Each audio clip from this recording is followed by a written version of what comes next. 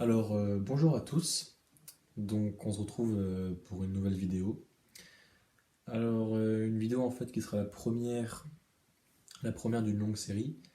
Euh, donc, une série finalement qui a pour but de réviser le bac de philo. Comment ça va se passer en fait? On va donc étudier différentes notions. En tout, il y a 17 notions. Il y a 17 notions Alors, je sais pas si c'est avant le bac. Je pense pas qu'on fera les 17. À mon avis, on en fera moins. Mais en tout cas, je me suis dit que ça pourrait être une bonne idée de faire une vidéo par notion, les aborder, les développer, etc. pour que vous puissiez mieux comprendre. Comme vous le voyez, le fond est éteint, mais je suis pas chez moi. En fait, je suis en vacances. On est le, Quand je fais cette vidéo, on est le 23 décembre, donc un jour avant Noël. Normalement, quand vous verrez cette vidéo, on sera bien plus tard. On sera normalement le premier week-end de janvier, le 9 ou le 10 en fait. Mais voilà, donc j'essaie de tourner cette vidéo un peu en avance, etc. Ça me permet moi de m'organiser plus facilement, sachant que le début des cours, etc., j'ai pas mal d'oraux, donc j'aurai pas trop le temps de faire ça. Je me dis que si je tourne mes vidéos à l'avance, c'est plus simple pour vous. Bref, donc on va commencer par la première notion de philo, hein, la liberté. Alors ça va se diviser en quatre points en fait, la liberté. On va d'abord commencer par définir la personne. Qu'est-ce qu'une personne finalement? Ça va nous permettre en fait de mieux comprendre ensuite la notion donc, de liberté. C'est une sorte d'intro finalement. Ensuite, on verra rapidement donc, la liberté selon Kant, donc le libre arbitre, etc. Et ensuite, on verra les impératifs catégoriques de Kant. Donc, ça, c'est très important à comprendre, c'est une notion qui est vitale en philosophie. J'essaierai de vous l'expliquer au mieux. Et on finira donc par étudier donc, les philosophes contractualistes et le contrat social, donc John Locke, Jean-Jacques Rousseau et Thomas Hobbes. Donc voilà, alors normalement, pour ceux qui ont déjà vu mes vidéos de géopolitique, ce sera moins long. J'espère en tout cas, les notions sont plus courtes. C'est des vidéos qui, j'espère, sont beaucoup plus courtes toutes. J'espère les faire tenir entre 20 et 30 minutes. Donc voilà, c'est une série de vidéos. La prochaine vidéo portera sur la conscience. Sur la conscience. Mais voilà. On commence avec la liberté donc. Et donc, qu'est-ce qu'une personne? Alors, au 6e siècle avant Jésus-Christ, le terme de personne en fait n'est utilisé que au théâtre. En fait, le premier à en faire un rôle social, c'est le stoïcien donc Zénon de Kition. En fait, lui, c'est également en fait le théoricien presque, je crois, enfin l'un des théoriciens en fait, et l'un des personnages très importants du stoïcisme, le stoïcisme qui est un mouvement philosophique. J'en parlerai pas ici parce que j'ai pas le temps. Faudrait en fait que je dédie limite en fait une vidéo entière au stoïcisme, mais en fait je vous renvoie à la vidéo. Je vais souvent faire ça, je pense. Le précepteur. Le précepteur, si vous ne connaissez pas, c'est un très bon youtubeur de philosophie. Et je vous renvoie vers sa vidéo sur le stoïcisme. Elle dure une trentaine de minutes, je crois. C'est des podcasts en fait, et ça vous permettra de mieux comprendre ce que c'est. Mais bref, donc Zénon de Kition, pardon. Donc oui, ça, il a fondé le stoïcisme. Donc c'est le premier à faire de la personne un rôle social. Ensuite, on a Boès. Donc Boès, c'est un peu plus tard en fait, même 800 ans plus tard. Donc il change finalement le statut donné à la personne. Donc pour lui, ce statut est ontologique. Euh, et donc il nous donne une définition de la personne. Il nous dit que, je cite, une personne est une substance individuée de nature rationnelle. Alors cette définition va rester très longtemps, hein. En fait, c'est saint Thomas d'Aquin, donc l'un des grands penseurs du christianisme, avec saint Augustin. Je pense que saint Augustin d'Hippone, on aura l'occasion d'y revenir très souvent parce que c'est un personnage très important, qui change finalement cette définition qu'au XIIIe siècle. Donc vous avez vu quand même que ça a duré très longtemps, parce qu'il faut savoir que Boès c'est 5e siècle environ. Et donc là, on a personnage très important, René Descartes. Donc Descartes, je vous rappelle ses dates, hein, 1596-1650, donc auteur du XVIIe siècle, pardon. Il apporte donc de nouveaux éléments à la définition de la personne. En fait, il y ajoute le statut existentiel. Il y inclut la conscience. Donc la conscience qu'on verra dans la prochaine vidéo. Donc je pense, donc je suis un cogito ergo sum, vous connaissez tous la citation.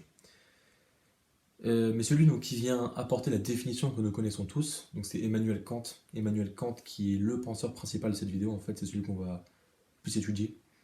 Donc Emmanuel Kant, hein, c'est date 1724-1804, donc fondateur du criticisme, etc., et des impératifs catégoriques, donc on verra juste après. Alors, donc, quelle est la définition de la personne selon Kant? Donc il a différents... En fait, il prend ce qu'on dit les autres pour y rajouter ses trucs à lui. Donc d'abord on a la permanence, l'unité et l'intelligence. Donc ça c'était Boès qui l'avait dit. Ensuite on a la conscience, donc de Descartes. Ensuite on a la liberté, l'autonomie, la dignité et la morale. Ça c'est Kant qui ajoute, je répète. Hein. Donc qu'est-ce qu'une personne? C'est permanence, unité, intelligence, conscience, liberté, autonomie, dignité, morale. Voilà ce qui fait finalement de nous des personnes. Donc vous avez vu que la liberté fait partie de la personne. Dans la définition même de la personne, l'homme est libre. C'est comme ça qu'on le définit. Et donc, deuxième point, quelle est sa liberté, selon Kant? Alors pour Kant, la liberté, en fait, elle est liée au déterminisme. Donc l'homme n'est pas responsable des actions extérieures. L'homme n'est pas responsable de ce qui se passe à côté de lui. Elle est également liée au noumen, alors, ou la cause nouménale. C'est quoi? Donc l'action est pleinement pensée avant de la faire. Il y a une notion finalement de responsabilité, pardon. Et donc en fait, dans sa définition de la liberté, Kant il distingue deux choses. Il distingue en fait d'abord donc le libre arbitre. Alors pour nous, aujourd'hui, le libre arbitre, c'est je décide ce que je fais. C'est-à-dire que je suis libre, etc. C'est pas du tout le cas en fait. Le libre arbitre, c'est quoi? C'est une illusion. C'est l'illusion de choisir. C'est qu'en fait, on choisit, quand on a le libre arbitre, on choisit des possibilités que l'on n'a pas créées. On est passif finalement. C'est le choix du consommateur. Et on avait un autre exemple qu'on a vu en cours de philosophie. D'ailleurs aussi, je dois juste préciser que ce que je vous dis là, en fait, je le reprends de mon cours de philosophie. C'est une sorte un peu de condensé, un peu de restructurer un peu ça, le cours pour vous faire un cours finalement. Et donc oui, on avait pris un exemple en cours de philosophie, en fait, c'était que on a nos spé. Pour les terminales, là je parle pour les premières générales, on a des spécialités, différents choix de spécialités.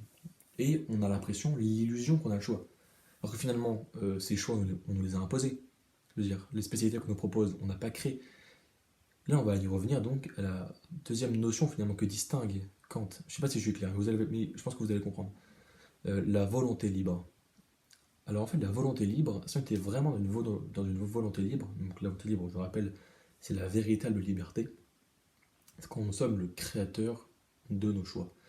Imaginons, si j'avais par exemple moi personnellement, voilà, en première j'ai pris les SP géopolitique, SES et LLCE. Imaginons que j'avais eu le choix, genre j'aurais eu une volonté libre, j'aurais créé ma spécialité. Je sais pas, on s'en fout, j'aurais créé une spécialité, spécialement rien que pour moi, je l'aurais créé moi-même pour la choisir. C'est pas le cas. C'est pas le cas. Comme des milliers d'élèves en France, j'ai choisi les spécialités qu'on proposait. Donc dans le cas où j'ai choisi en fait, on m'a imposé ces spécialités.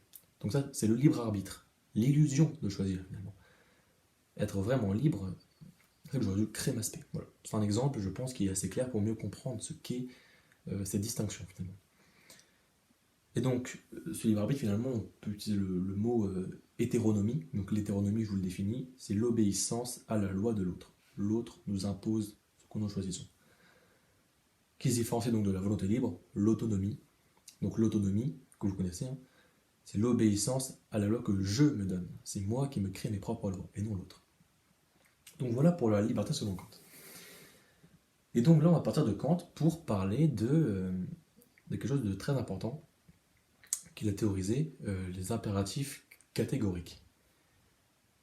Alors, il en existe des différents, qui ont elles aussi en plus des formulations différentes. Du coup, voilà, ce concept, les impératifs catégoriques de Kant et leur formulation. Donc, qu'est-ce que c'est finalement ces impératifs catégoriques? Donc, c'est un concept philosophique qui apparaît en 1785 dans les fondements de la métaphysique des mœurs, voilà, ou des mœurs. Je ne sais pas comment on dit mœurs, c'est jamais réussi à dire ce truc-là. Donc, ouvrage de Kant, hein, il théorise donc pour la première fois ce truc-là. Et donc on va parler un peu de ces impératifs.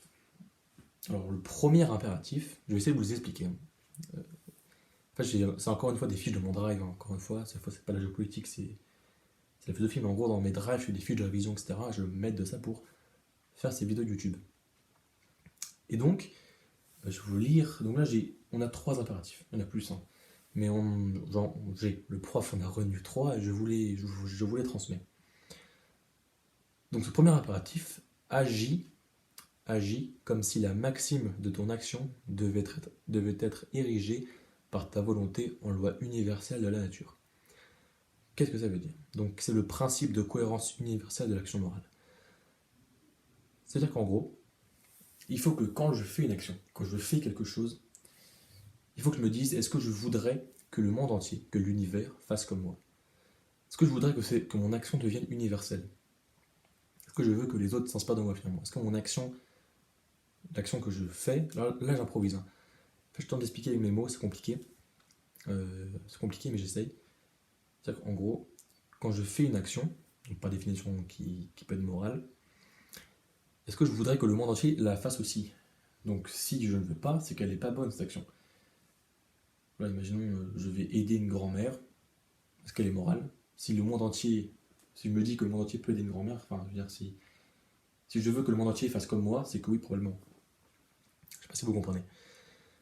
Le deuxième impératif, agis de telle sorte que tu traites l'humanité aussi bien dans ta personne que dans la personne de tout autre, toujours en même temps comme une fin et jamais comme un moyen. Donc ça c'est le principe d'égale dignité de la personne. Alors qu'est-ce que ça veut dire? Utiliser quelqu'un d'autre comme une fin, et jamais comme un moyen. Alors là on avait un autre exemple. Imaginons je prends le bus. Je prends le bus, voilà. Dans le cas où j'utilise, alors non, mais je prends le bus le matin par exemple pour aller à l'école.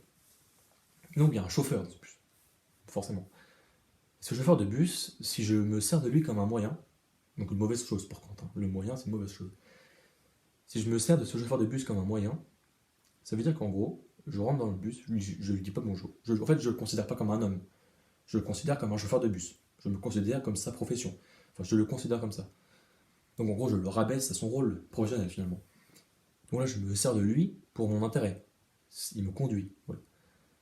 Si je suis moral, selon Kant, un homme moral, c'est quelqu'un qui va parler genre au début du matin. Il va dire bonjour, etc. Est-ce que vous allez bien, etc. Bon, ou au moins bonjour, quoi. C'est-à-dire que je considère le chauffeur de bus comme mon égal, un être humain finalement. C'est pas un chauffeur de bus, c'est un être humain. Et c'est ça en fait. Le principe d'égale dignité de la personne humaine. Pour être digne, il faut considérer chaque personne comme un humain. C'est pas un chauffeur de bus qui. Je me sers de lui pour aller à l'école. Non, c'est un humain qui a des sentiments, une vie, etc. Le troisième impératif, troisième et dernier du coup qu'on va voir, agis de telle sorte que ta volonté puisse se considérer elle-même et en même temps comme légiférant universellement grâce à sa maxime. Euh, Alors celle-ci est un peu compliquée. Donc c'est le principe d'autonomie finalement. Donc si je vous rappelle l'autonomie, donc c'est créer ses propres lois, être son propre législateur. Là on va le voir juste après. Vous allez mieux comprendre justement. En fait pour Kant, le sujet moral est son propre juge.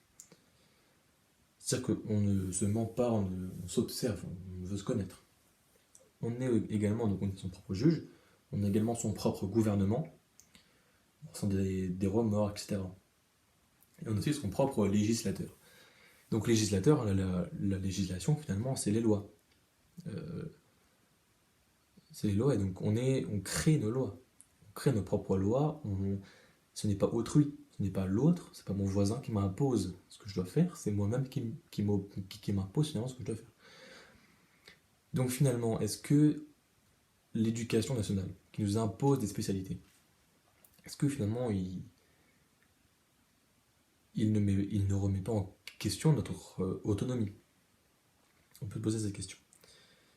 Et donc, en fait, les impératifs catégoriques de Kant, et là je vous renvoie une nouvelle fois à la vidéo du précepteur sur Kant, qui est un peu plus longue, celle-là je crois que 30 minutes. En fait, ce qu'il faut comprendre, c'est que ce que nous dit Kant, les impératifs de Kant, c'est ce qui régit, qui devrait régir la morale humaine, la morale de l'homme. C'est-à-dire qu'on devrait, dans la vie de tous les jours, appliquer ces préceptes. On devrait, dans la vie de tous les jours, appliquer ce que dit Kant. C'est-à-dire qu'on ne devrait jamais utiliser quelqu'un comme un moyen que comme une fin. Il y avait un autre exemple d'ailleurs, c'était celui de l'ami. On s'ennuie, on est chez nous, seul on s'ennuie, on appelle un pote pour qu'il vienne. Est-ce on appelle ce pote uniquement, on appelle cet ami uniquement pour qu'on arrête de s'ennuyer? Dans ce cas-là, on se sert de lui comme un moyen. On l'utilise pour briser notre ennui. Donc là, c'est immoral pour Kant. Je ne sais pas si vous comprenez un peu tout ça. C'est très important à comprendre en fait. D'ailleurs, je pense que ce monsieur, en fait, que Kant, on le reverra dans les prochaines vidéos parce que c'est un personnage très important de la philosophie moderne et contemporaine. Donc voilà pour Kant. Maintenant, on va s'intéresser un peu plus en profondeur aux philosophes contractualistes et le contrat social. Donc ça, c'est un sujet que je maîtrise, entre gros guillemets. Quand je dis maîtriser, c'est que je connais les bases des bases des bases. Mais je peux, je pense, un peu mieux expliquer ce que c'est. Alors, une question d'abord. L'état social nous prive-t-il de la liberté naturelle? Vous allez mieux comprendre.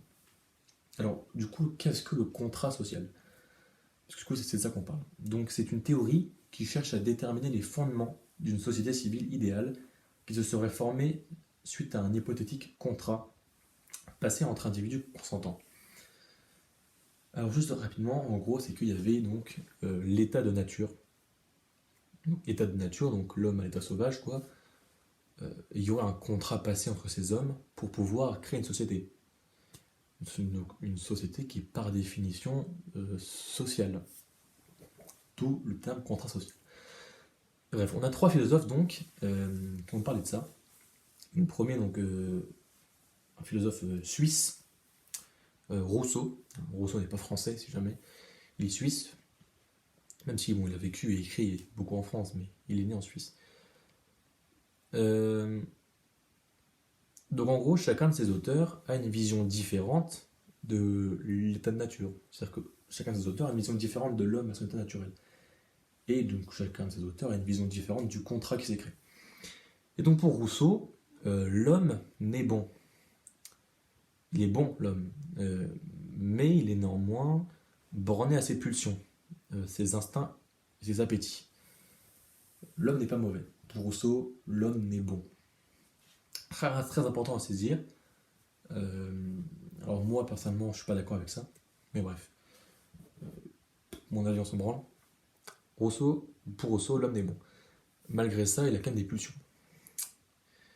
Donc, l'état de nature. Ça, c'est ce qui était l'homme à l'origine, selon Rousseau. En plus de ça, il a deux sentiments en lui, l'homme. L'amour de soi. Alors, l'amour de soi, c'est pas... Quand on dit l'amour de soi, c'est pas oh, je suis plus beau, je m'adore, etc. C'est que je tiens à ma vie. C'est ça que ça veut dire. Il a également de la pitié en lui. C'est-à-dire que la pitié, c'est peur que les autres souffrent. Et donc l'homme, il est confronté finalement au danger de la nature. Et donc face à ce danger, les hommes sont obligés de se regrouper. Du coup, quand ils se regroupent, ils créent un contrat. Alors, qu'est-ce que ce contrat social selon Rousseau? Alors, selon Rousseau, il faut créer des lois pour normer la législation de la société. Mais il y a deux problèmes. Le premier, c'est l'apparition de la propriété privée. Alors la propriété privée, c'est, pour Rousseau en tout cas, l'accumulation, la cupidité finalement. Des hommes sont cupides, ils amassent plus que d'autres, et ça crée forcément des inégalités. Il y en a un autre problème, c'est l'estime de soi de l'homme. L'homme perd foi en lui, sa dignité, sa fierté, son ego. Donc voilà, pour Rousseau. C'est très abrégé, hein. Je vous conseille de lire du contrat social de Rousseau pour mieux comprendre la question. Deuxième auteur, donc Thomas Hobbes. Donc Thomas Hobbes, XVIIe siècle, hein, il a écrit. Donc c'est date en 1588 et 1679. Parce que du coup, oui, Rousseau, je vous rappelle juste cette date, j'ai pas cette date en fait là. Mais Rousseau, auteur des Lumières, hein, donc XVIIe siècle aussi. Même pas, XVIIIe. Je dis de la merde. Je dis de la merde, XVIIIe siècle. Donc Hobbes, c'est un siècle avant. Donc, ouvrage mythique, très célèbre ouvrage de Hobbes, Léviathan. Voilà, si vous avez l'occasion de le lire. Donc, pour Hobbes, à la nature, donc, les hommes sont tous des rois, finalement. Les hommes sont finalement tous puissants. Il existe une égalité de puissance. Et donc, on a une liberté totale. À l'état de nature, pour Hobbes, l'homme est parfaitement libre. C'est-à-dire qu'il peut tuer n'importe qui, sans rien craindre. Le meurtre est... Tu tues qui tu veux, il n'y a aucun problème. Et donc forcément, le fait que tu puisses tuer qui tu veux, bon, certes tu es libre, mais ça mène quand même à une crainte. Que tu peux tuer qui tu veux, mais tu peux également être tué par qui tu veux. Et donc le fait qu'il y ait une grande crainte, ça mène aussi, pas de facto finalement, à une vengeance perpétuelle. Tu tues un membre de ma famille, je tue un membre du tien, nanana, on se tue entre eux, etc. Et donc, quel est le contrat social selon Hobbes? Eh bien, il y a du coup une élection qui se fait d'un homme plus puissant que les autres. Cet homme a un pouvoir décisionnel, ce qui lui permet de protéger ses citoyens. En gros, on élit un roi, un homme au-dessus de la masse, et cet homme en fait va permettre une chose, il venge les hommes à leur place. Avant c'était, bon, mais voilà, un homme vient, il tue mon frère. Il tue mon frère, donc je me venge. Je vais tuer, je passe à sa fille, sa mère, n'importe quoi. On se venge comme ça. Et en fait, ça crée un cercle sans fin. En fait, le roi, c'est pas compliqué, ça fait que un mec vient, il tue mon frère, c'est le roi qui va les tuer lui. Par conséquent, il y a plus cette notion de vengeance perpétuelle finalement. Et c'est ça en fait qui maintient la société en place. Donc avec le roi, la paix et la prospérité naissent. Naissent, je sais plus. Troisième et dernier auteur avant que se termine cette vidéo, donc John Locke. Donc John Locke, c'est date de 1632-1704, donc 17e siècle aussi. Donc philosophe anglais, hein, comme Hobbes, hein, aussi il est anglais. Donc pour lui, il existe à l'origine un état de paix et d'égalité. Donc à la base, l'homme, c'est la paix et égalité, c'est son état de nature à lui. Donc l'homme est doué d'empathie, hein, c'est un droit naturel. La nature nous donne de quoi nous nourrir. On mange à notre faim. Les fruits dans les arbres, les légumes, etc. On mange à notre faim. Donc c'est parfait, c'est beau. Tout se passe très bien. Malheureusement, des hommes cupides apparaissent. Et ces hommes-là, ils vont même plus manger à leur faim, ils vont manger à leur faim, mais quand ils n'auront plus faim, en fait, ils vont continuer finalement à prendre la nourriture. En fait, le fait que des hommes prennent de la nourriture, donc, alors qu'ils n'en ont pas besoin, ils ont déjà mangé, ça va créer qu'en fait d'autres hommes n'ont plus assez à manger. Et donc le fait que d'autres hommes n'ont plus assez à manger, ça va rendre nécessaire la création de l'argent. Pourquoi? Imaginons que je suis là, moi, je mange, j'ai plus faim. Mais je décide quand même de continuer à prendre des fruits, etc. Du coup, mon voisin, lui, n'aura pas assez à manger, parce que j'aurais pris des fruits. Donc lui, il n'aura plus assez à manger. Donc pour pouvoir manger, il va être obligé de créer l'argent, la monnaie, pour pouvoir me demander à moi de me donner de l'argent pour que je puisse lui donner les fruits. C'est ça en fait, comment se crée la monnaie selon John Locke. Alors, tout ça est théorique, hein, c'est très hypothétique, hein, ça n'a probablement jamais existé, mais c'est une façon d'expliquer comment est né le contrat social. Donc forcément la création de l'argent, etc., ça engendre la propriété privée, hein, finalement on revient un peu à Rousseau finalement. Et cette propriété privée engendre des guerres. Je possède, etc. Et les guerres de possession, vous savez, je veux plus d'argent, plus de richesse, plus de ressources. Voilà. Donc il faut créer un contrat pour régler ces guerres. Donc quel est le contrat selon Locke? Donc il faut créer un pouvoir raisonnable. Le pouvoir horizontal, donc qui veut l'égalité du peuple, et un pouvoir vertical, qui veut donc l'élection d'un gouvernement. Un gouvernement qui sera quand même au-dessus du peuple. On est égaux, mais pas trop. Ça rappelle un peu la fin des animaux. Donc la propriété privée est stabilisée et la paix est retrouvée. Donc voilà pour John Locke. Donc c'est la fin de cette vidéo sur la liberté. Donc on verra ensuite la conscience, on verra l'inconscient, on verra l'art, on verra le travail, etc. Donc l'objectif, encore une fois, c'est de réviser, et ces vidéos, j'espère, vous serviront de révision pour le bac. La liberté, j'ai pas été extrêmement clair dans les consciences. Je pense que des 4 sujets, des 4 notions par exemple, qu'on a vu en cours, c'est celle que je maîtrise le moins. Finalement, c'est la liberté, je pense. Je maîtrise assez peu cette notion. Je pense que ça s'est ressenti, mais c'est pas grave. J'espère quand même que vous avez compris certaines choses. Et si vous avez des questions, mon Instagram c'est gabin.monson, monson MNSON. Et aussi, juste aussi, avant de parler de cette vidéo, à vous remercier pour les retours que j'ai eu sur mes précédentes vidéos, mes 3 à 4 premières vidéos concernant les jeux politiques. Il y en aura d'autres en jeux politiques, hein, et je pense aussi faire des vidéos hors des cours, etc., sur d'autres sujets. Mais voilà, donc merci beaucoup pour votre attention. 25 minutes 30, donc c'est le bon temps, je pense, je suis content. Donc voilà, au revoir.